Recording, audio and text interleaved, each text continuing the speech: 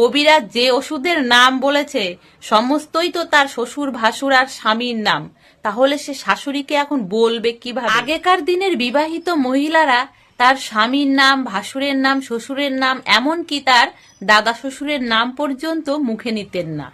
এমনই এক গ্রামের গৃহবধূ, তার ভাসুরের নাম অর্জুন রায়, শ্বশুরের নাম তুলসী রায়, স্বামীর নাম মধুসূদন রায়, দাদা শ্বশুরের নাম সূর্যকান্ত রায়, আর তার মেজ ভাসুরের নাম ফাল্গুনী রায়।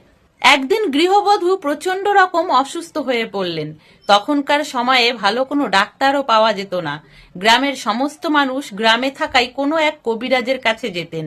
গৃহবধূও তাই করলেন, গ্রামের একজন কবিরাজের কাছে গেলেন। কবিরাজ ওই গৃহবধূকে দেখে পরীক্ষা নিরীক্ষা করে তাকে ওষুধ বলে দিলেন।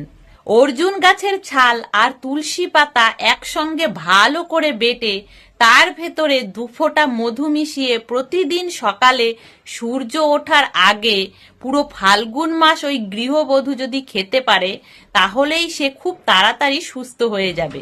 বৌমা কবিরাজের বলে দেওয়া সমস্ত ওষুধ মন দিয়ে শুনলেন এবং বাড়িতে এলেন। বাড়িতে ফিরলে শাশুড়ি তখন জিজ্ঞাসা করলো, বৌমা কবিরাজ তোমাকে কি ওষুধ দিল, কি ওষুধ বলে দিল? বৌমা তো পড়েছে মহা বিপদে। কবিরাজ যে ওষুধের নাম বলেছে সমস্তই তো তার শ্বশুর ভাসুর আর স্বামীর নাম, তাহলে সে শাশুড়িকে এখন বলবে কিভাবে?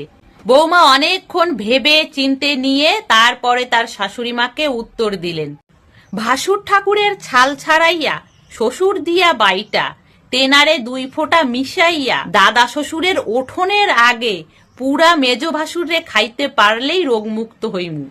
কবিরাজের দেওয়া এই ওষুধের কথা বৌমার মুখে শুনে শাশুড়ি তো একেবারে অজ্ঞান হয়ে মাটিতে পড়ে গেলেন।